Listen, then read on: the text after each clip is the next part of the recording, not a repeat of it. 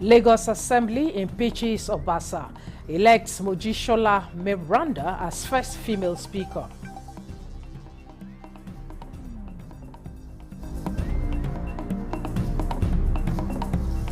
Ibadan Stampede. Court grants bail to Naomi Shile Kunola and 2 others.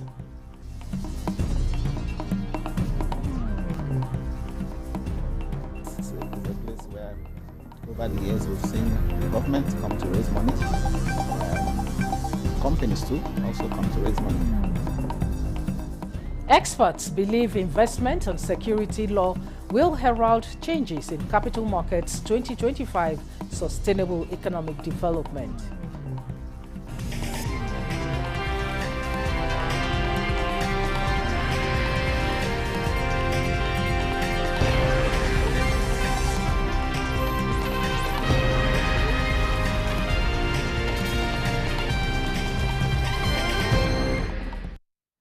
Hello and welcome to the News Desk at 3 on NEWS24.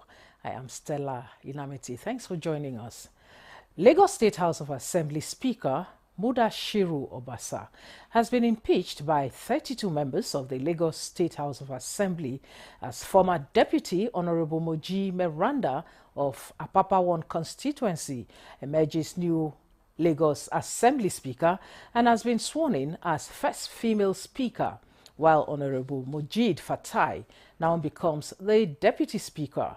This development comes amid allegations of corruption and financial mismanagement against the embattled Speaker.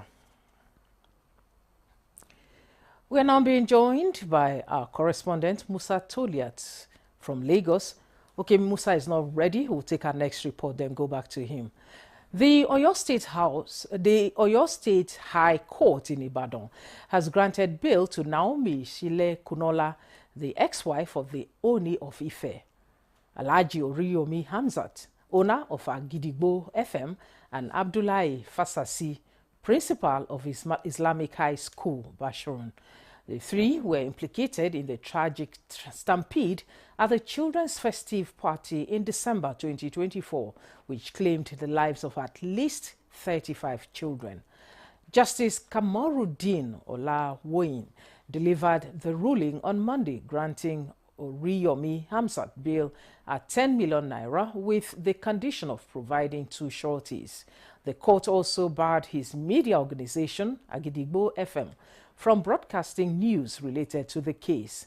The defendants presented their bail applications last Tuesday, arguing that they posed no flight risk and were ready to cooperate with the investigation. The tragic incident occurred during a festive celebration held at the Islamic High School, Bashorun, Ibadan. Overcrowding led to a stampede, resulting in numerous fatalities and injuries. Governor Seyi Makinde of Oyo State has insisted on justice for the victims, emphasizing that those responsible for the event's planning and execution must face trial. However, he noted that he was not opposed to granting bail to the accused. Governor Seyi Makinde of Oyo State has presented staff of office and certificate of appointment to Prince Akeem Abimbola Owade as the new Alaafin of Oyo. The ceremony was held at the governor's office in Ibadan, the state capital, in the early hours of Monday, attended by some political office holders. On January 10, Governor Makinde announced Owade as the new Alaafin of Oyo. Dotun Oyolade, Oyo Commissioner for Information and Orientation, has said the governor approved Owade as the 46th Alaafin following the recommendations by the Oyomesi, that's the kingmakers. In a bold move to enhance public safety and crime prevention nationwide, the Inspector General of Police, Kayode Egbetokun, has ordered all police commands and formations across the country to focus on the implementation of a New Year strategic action plan aimed at reducing crime and improving law enforcement efficiency.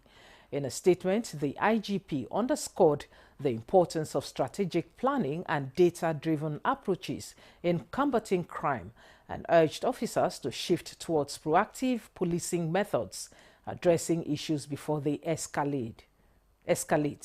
This directive, the statement added, comes at a critical time with recent assessments highlighting the need for heightened vigilance, attitudinal reforms, and proactive law enforcement measures in communities nationwide. This development marks a significant step in the force's commitment to protecting lives and property, building public trust, and ensuring a safer society. Still on police matters, the Assistant Inspector General of Police in charge of Zone 16 Command of Nigeria Police Yenagoa, AIG Adebola Hamzat, has charged police officers to be professional in maintaining law and order within Rivers and Bayelsa states to sustain the crime-free status of the zone. AIG Hamzat gave the charge while decorating 11 newly promoted officers to the ranks of CSP, SP, DSP and ASP respectively. Aya Prezi witnessed the decorations and now reports. Regular promotion is one way to motivate personnel in any work environment, including the security sector. This no doubt promotes the culture of productivity, as it takes a well-motivated personnel to give their level best to ensure impacts and efficiency in the system. The decoration of 9 personnel of Zone 16 Nigeria Police Force Headquarters in Yenagoa with their new ranks is in line with the foregone, and the impact of the development on them is quite visible. Assistant Inspector General of Police in charge of Zone 16 Yenagoa, AIG Adebola Hamzat, who decorated the newly promoted officers with their new ranks, expresses delight over their promotion and urges them to demonstrate more dedication, hard work, sense of duty, and professionalism, warning that he will not hesitate to wield the rod of correction on any erring officer. Higher promotion is higher responsibility. The more you are promoted, the more you work. So they should show a lot of commitment to the job.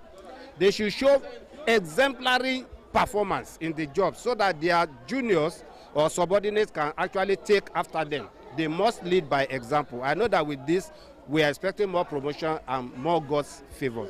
CSP Jeremiah Mowan, who gives the vote of thanks on behalf of the visibly elated newly promoted officers, appreciate the police leadership over the elevation and pledges continued commitment to the force. I always say that the number of hours that my superior can use me in a day is 24 hours. So I have decided to give the police my best for the growth of the job. Like AIG said, zero compromise. So we stick on that and we make sure everything is okay. Among the 11 newly promoted personnel are 6 officers of the rank of CSP, 1 officer on the rank of SP, 3 officers on DSP rank, and 1 officer on the rank of ASP. In Yenagoa, Aya Prezi, NG News. The Nigeria Immigration Service has expressed regret over the killing of a local watchman alongside 3 contractors on site at the Kangiwa border, Kangiwa local government area of Kebbi State on Friday, 10th January 2025, in a recent attack by suspected terrorists. In a statement, Public Relations Officer of the Nigeria Immigration Service, Kenneth Udo, indicates that although no immigration officer was killed during the attack, the service recorded substantial damages in its border facilities. The service expresses heartfelt condolences to families of the deceased, while actively working alongside sister security agencies to identify those responsible for this crime and bring them to justice. You're watching the news at 3 on NTA News 24. More reports in a moment. Stay with us.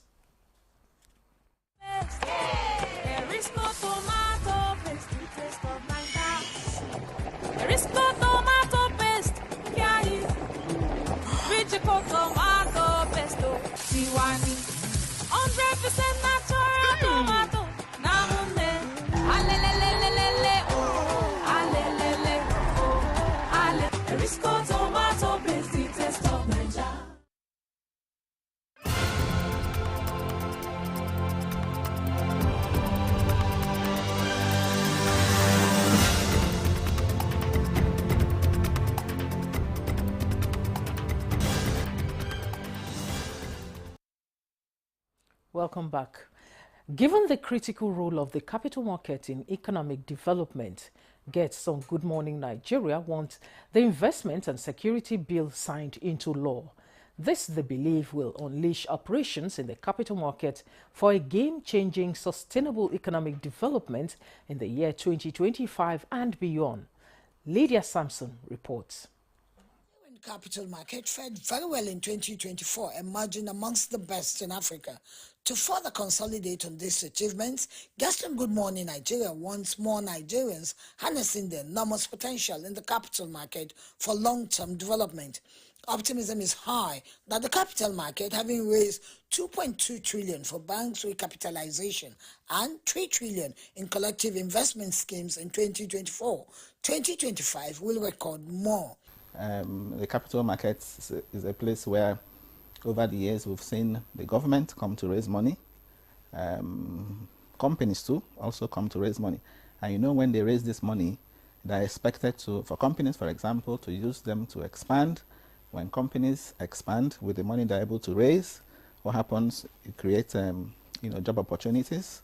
What we want to do is to bring the knowledge of the capital market to the forefront of Nigerians. We have various programs, the financial literacy program of the SEC, trying to do that. And if you check around, you now see billboards by the SEC all over Nigeria. Similarly, the introduction of robust measures, departments and platforms like the 14 days to get approval to raise capital, Office of Small Business, Office of Unclaimed Monies to guide persons with unclaimed money get their dividends, as well as more sectors and organizations like NNPC Limited getting listed on the capital market will take the market to the next level. Bearing in mind that 70% of the population are youth, and that is what they want. But I want to tell you today that this has been recognized by SEC, that we have, they have licensed some cryptocurrency exchanges. These are digital platforms, and where the youths can trade, even though it involves higher risks, but these are digital platforms.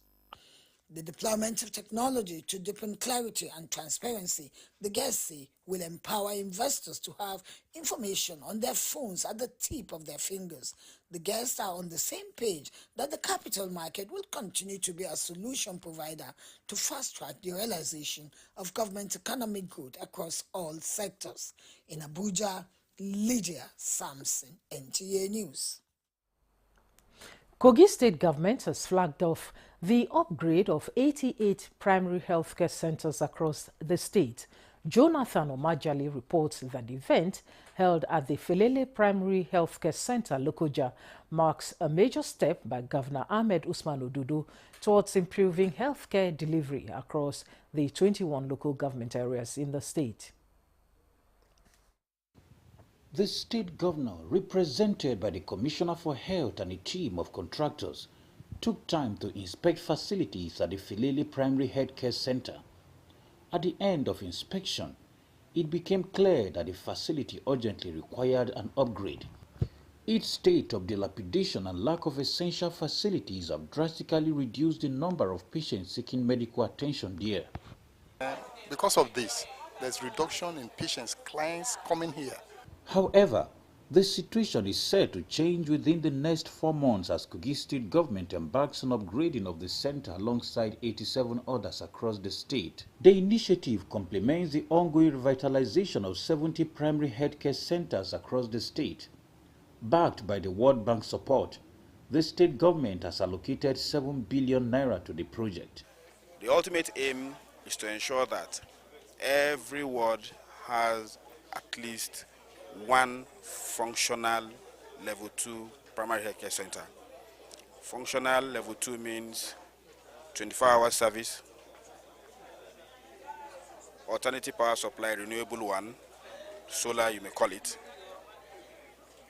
potable water, will have a borehole, security, which is perimeter fencing, the clinic building, and in addition to that, a residential building whereby some of the staff can reside within the hospital. Community leaders commended the government for the initiative. In Lokoja, Jonathan Omajali, NTA News.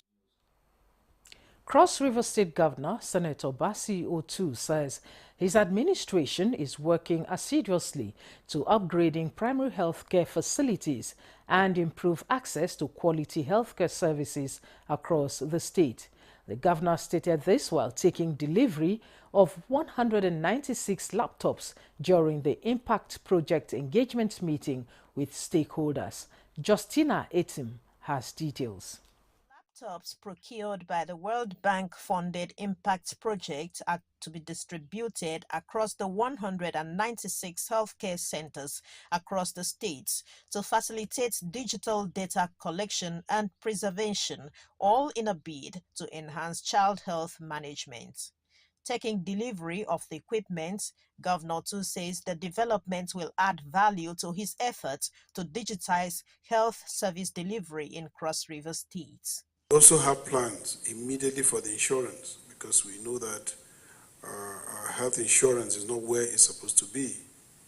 We're working very, very hard to come out. I think you had submitted a proposal. We are coming out with a proposal that will also match yours. The Impact Project Manager, Dr. Paul Ode, explains that the systems will be properly monitored and evaluated to ensure functionality and sustainability. Part of it is to train skilled bed attendants and sensitize traditional bed attendants to ensure that every facility and people within the rural areas can access the facility. All under 5 should be fully immunized. Malaria is also part of this project. The Cross River State has keyed into phase 1, having immunization as the primary development objective. That about 82 primary healthcare facilities would be funded by the World Bank, will be supported by the World Bank. You can see that we are commencing this support today by bringing before you 196 laptops. It is expected that these developments will boost immunization and malaria treatment, drastically reducing infants and child mortality in Cross River states. In Calabar, Justina Etam, NTA News. The Oko community in Anambra State has celebrated its Ofala Festival, a traditional Igbo ceremony that promotes a sense of unity among members after 15 years. Onome Okadibo reports that the return of the Ofala Festival signifies a renewal of cultural pride and unity among the people of Oko. That heralds the symbolic entrance of the traditional ruler of Oko community, Professor Lazarus Ekweme, into the arena for the Ofala Festival amidst cheers.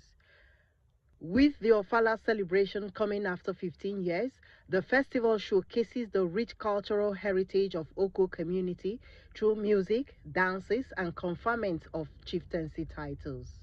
Ofala Festival is a tool for creating an atmosphere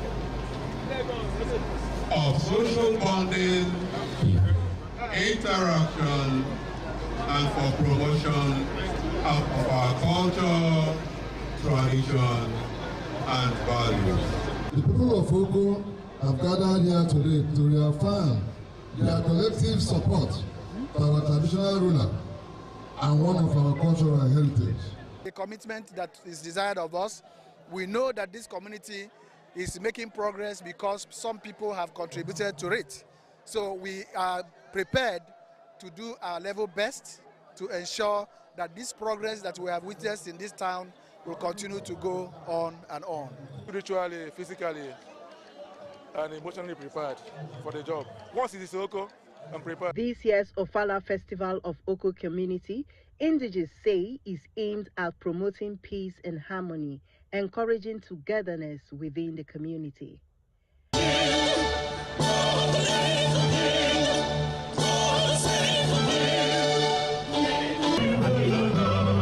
From Oko, Onome Okadibo, NTA News.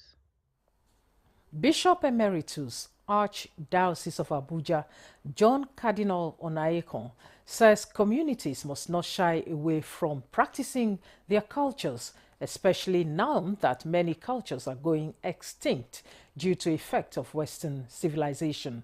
He made the call at a gathering of the Ilemila royal family in Kaba, Kogi State. Jonathan Omajali has more on the event. The people of Kaba are richly blessed with vibrant cultural heritage, expressed through their music, language, songs, attire and other traditions. For centuries, these cultural values have been preserved and passed down through oral traditions, serving as a unifying bond within the community. In recent years, however, the older generation has expressed concern over the gradual erosion of these long-standing traditions among the youth. Alarmed by the increasing influence of cultural imperialism, the Lemila clan, one of Kaba's 14 clans, initiated an annual program aimed at restoring and promoting the community's cultural heritage. The 2024 edition of the event had in attendance sons and daughters of Kaba from near and far. Among them was Cardinal John Onaikon, the former Khan president and spiritual father of the day. We cannot in any way ignore our culture, allow it to go to disrepute, or worst of all, to go into extinction. For those of us that are of this age, we are still carrying on the culture, but our children, very unfortunate, they are really lacking. Stakeholders at the event emphasized leveraging digital technologies and other platforms to package, promote and transmit the cultural heritage of the Owe people to future generations. So what we are doing by this media is to make sure that some of our songs that are far going to extinction are properly recorded so that we can upload them on the social media space, on internet, so that we can preserve our much cherished culture. The Erigbo, for example, the one you saw, while those children were singing deep song, deep-rooted song. We set the pace and others have followed. The program, which began in 2023, continues to serve as a vital platform for cultural preservation and celebration. Jonathan Omajali, NTA News. President Bola Ahmed Tinubu congratulates Chief Razak Okoya as he celebrates his 85th birthday, lauding the chairman of Eleganza Group for exemplifying the Nigerian spirit of entrepreneurship, hard work and success. The president notes that for over 6 decades, Okoya's endeavors and achievements have not only inspired countless businesses to succeed, but also significantly contributed to the growth of the Nigerian economy, and the companies and industries he established have created jobs for thousands of Nigerians, while also acknowledging the celebrants' generosity in offering scholarships and transforming the lives of many individuals. President Tinubu expresses his fervent hope that the octogenarian will continue to inspire business people nationwide, encouraging them to emulate the skills and qualities that have made him a pioneering figure and a legend in the business world. The president joins the Okoya family, friends and well-wishers in soliciting Allah's continued blessings and good health for Chief Okoya. This is the news at 3 on NTA News 24. Here is a quick look at our major stories. Lagos Assembly impeaches Obasa, elects Mojisola Meranda as first female speaker.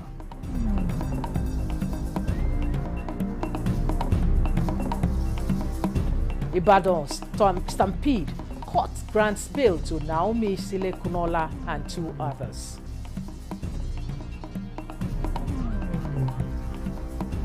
It's a place where over the years we've seen the government come to raise money. Companies too also come to raise money. Experts believe investment and security law will herald changes in capital markets 2025 sustainable economic development.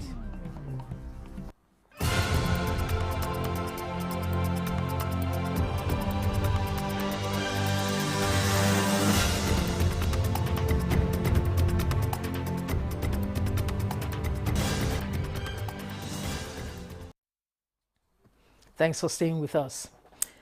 Eric Sekou Shell has been officially unveiled as the new head coach of the Super Eagles of Nigeria.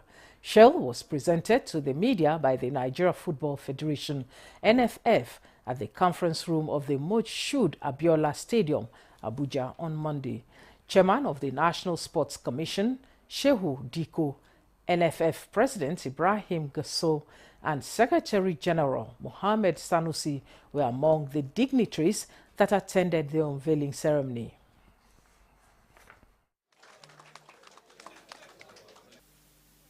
What is his record when he managed the national team? That record is very impeccable. 22 games with Mali at the top level, 14 wins, 5 draws, only 3 losses. 40-something goals scored and only 13 goals conceded. So what are we supposed to do at this moment? We are looking for a process where we can drive this process, get us qualified to the World Cup. We are going to play an African team. So at this moment, what is it, the sensible decision that needs to be done, as the President has said, is to get a person who has a credibility and has a record and understand and agree with the process of African football. He has played for Mali within the African. And I thank the Nigeria government, Nigeria for the Super League, and for you to work. I come to work.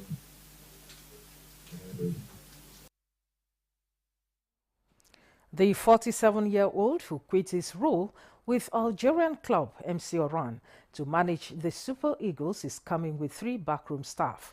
He will take up a supervisory role at the upcoming 2024 African Nations Championship, which will be co-hosted by Uganda, Kenya, and Tanzania. And that concludes the News Desk at 3 on NTA News 24. Thanks for watching. I am Stella Inamati.